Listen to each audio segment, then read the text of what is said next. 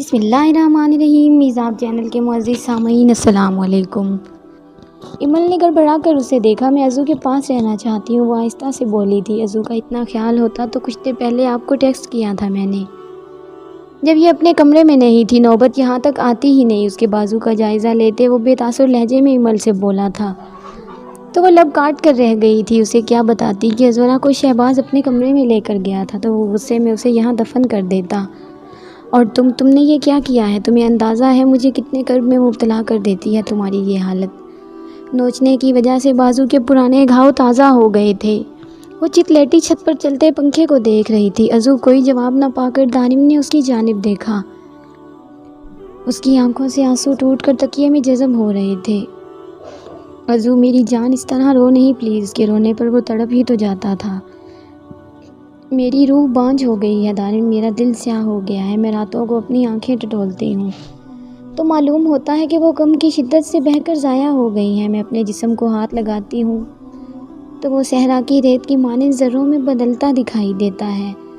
وہ اذیت کی انتہا پر تھی اور پاس بیٹھا دارم اصفہان ضبط کی انتہا پر۔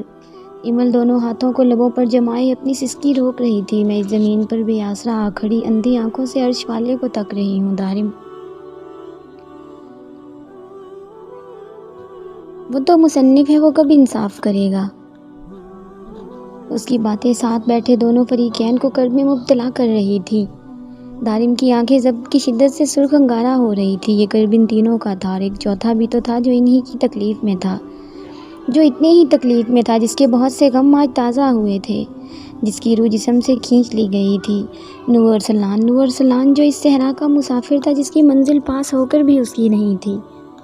وہ تارکول کی سڑک پر دوڑ رہا تھا، جسم پسینے سے شرابور تھا۔ وہ نہ جانے کب سے اپنے اندر جلتی آگ کے الاؤ کو مزید بھڑکا رہا تھا۔ اندر کی وحشت اس کا غصہ کم ہونے میں نہیں آ رہا تھا۔ مضبوط جسم پسینے میں شرابور تھا، شانے تک آتے بالوں کی پیچھے پونی کی گئی تھی۔ وہ اس وقت ہاف سلیو شرٹ اور بلیک ٹراؤزر میں موجود تھا۔ میں یہ ڈرگز بھی لوں گی، یہ نہیں، میرے ساتھ نہیں، پلیز میرے ساتھ نہیں۔ اس کی سسکیاں اس کے کانوں میں گونج رہی تھیں۔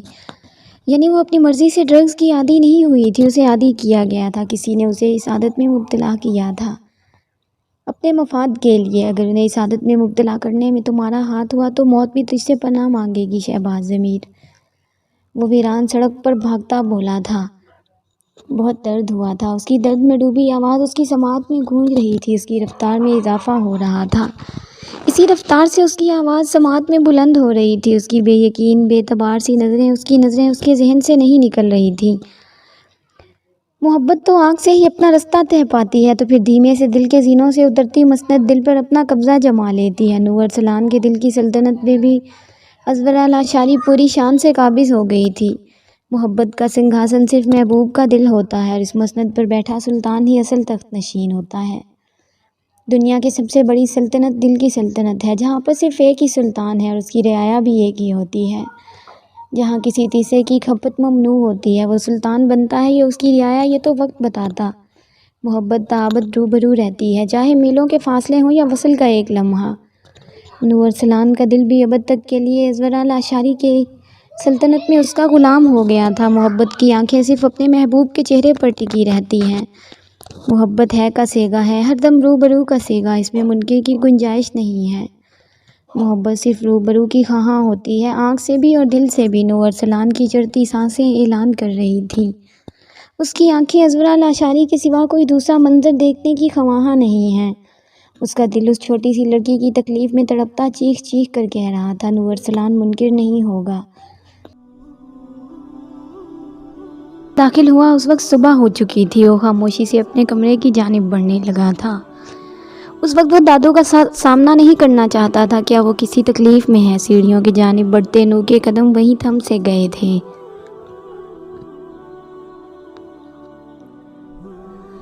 اس نے رخ موڑ کر انہیں دیکھا تھا۔ وہ تو اس کے قدموں کی لڑکھڑاہٹ سے بھی اس کے اندر کا حال جان گئے تھے۔ وجہ ازورا لاشاری کے علاوہ کوئی اور نہیں ہو سکتا تھا۔ نور ارسلان کی زندگی اس لڑکی کے علاوہ کوئی ایسا تھا ہی نہیں جس کے لیے وہ اپنے خول سے باہر آتا۔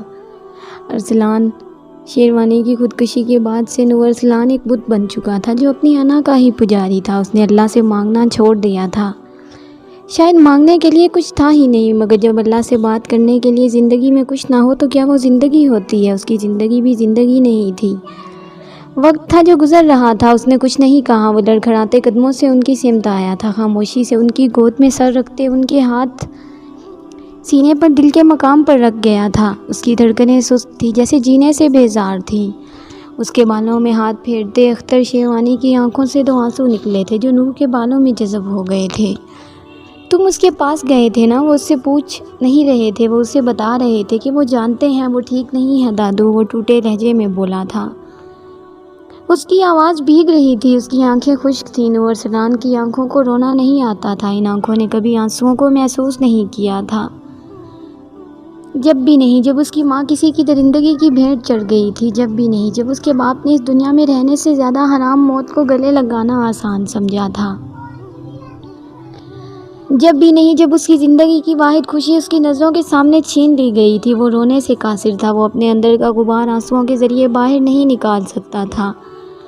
تم اسے ٹھیک کر دو گے، اسے یہاں لے آؤ نو، میرے پاس، اپنے پاس۔ وہ سمجھتے تھے اس کی ضرورت کو بھی جو وہ نہیں کہہ پاتا تھا۔ بہت جلد لے آؤں گا اسے ہمارے پاس۔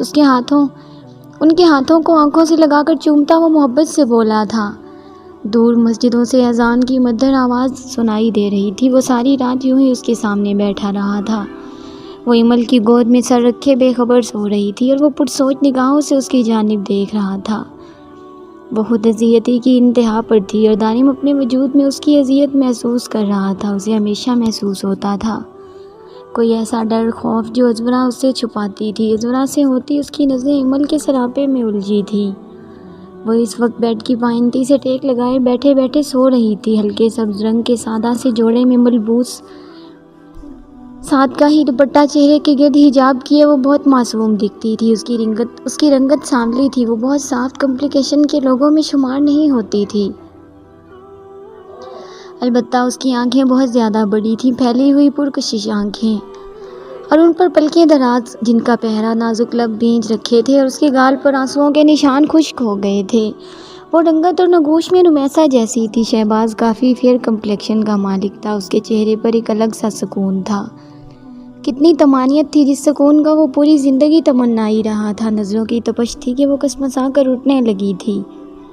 دارم نے لمحے کے 1000ویں حصے میں اپنی نظروں کا رخ موڑا تھا۔ مندی مندی آنکھیں کھول کر اس نے ارد گرد کا جائزہ لیا۔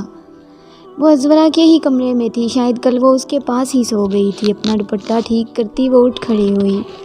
اس نے کھڑکی سے باہر دیکھتے دارم کو دیکھا تھا، وہ اب بھی رات والے حلیے میں موجود تھا۔ سرخ ہوتی آنکھیں تمام شب بے خوابی کے فسانے سنا رہی تھی۔ ایک نظر اس پر ڈال کر وہ خاموشی سے جانے لگی تھی۔ ایمل نے حیران ہو کر اس کی سمت دیکھا۔ کیا اس نے پکارا تھا اسے؟ کاش وہ جان پاتا۔ اس کے لبوں سے اپنا نام سننا اسے کتنا اچھا لگتا ہے۔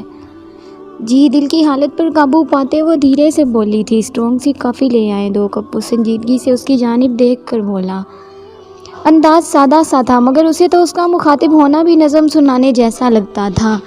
اس کے لبوں پر بے اختیار مسکراہٹ ابھری تھی۔ ایمل بی بی مراقبے سے نکل آئے۔ کافی لانے کا کہا ہے، کوئی غزل نہیں سنا رہا میں آپ کو، ازو کو پلانی ہے۔ نشے کا زور تو کچھ ٹوٹے، اب وہ اسے کیا بتاتی کہ اسے تو اس کا بات کرنا بھی نظم سنانے جیسا لگتا ہے۔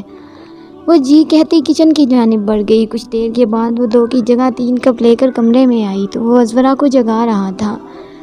ازو اٹھو بیٹا اٹھو بچے، یہ کافی پی لو پہلے میری جان۔ اس نے ایمل کے ہاتھ سے ٹیبل پر رکھتے ازورا کو جگایا تھا۔ دار آنکھیں نہیں کھل رہی ہیں، وہ اس کے شانے پر سر رکھتی دکھتے سر کو تھام کر بے بسی سے بولی تھی۔ دار کی گڑیا میں ہوں نا تمہارے پاس، کوشش کرو آنکھیں کھولو۔ اس کے بکھرے بالوں کو نرمی سے سمیٹتے وہ نرمی سے کہہ رہا تھا۔ ایمل نے رشک سے یہ منظر دیکھا تھا، کتنی محبت سے بچوں جیسے خیال رکھتا تھا وہ ازورا کا۔ چلو شاباش۔ اس کے لبوں سے کپ لگاتے وہ نرمی سے اسے ڈیل کر رہا تھا۔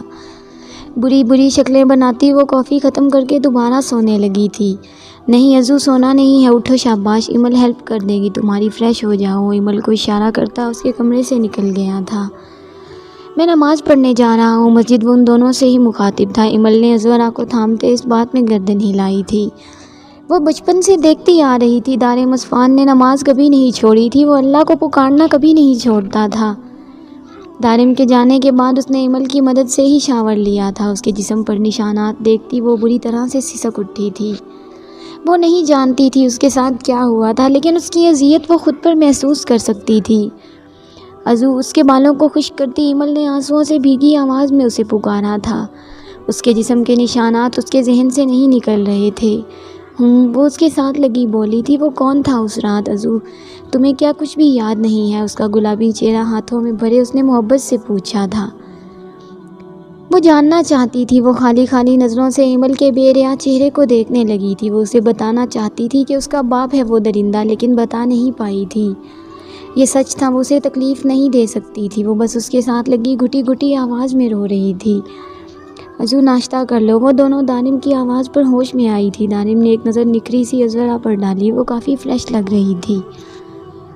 ایمل عزو کے ساتھ آپ کو ڈراپ کر دوں گا، میں ریڈی ہو جائیں۔ خاموشی سے کمرے سے باہر جاتی ایمل اس کی آواز پر رکی تھی۔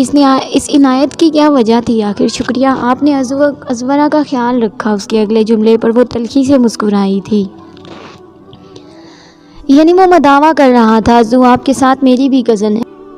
میں اگر اس کے لیے کچھ کر رہی ہوں تو آپ پر یا اس پر کوئی احسان نہیں کر رہی۔ اس کے لیے آپ کو احسان اتارنے کی ضرورت نہیں ہے۔ میں روز ڈرائیور کے ساتھ جاتی ہوں، آج بھی چلی جاؤں گی۔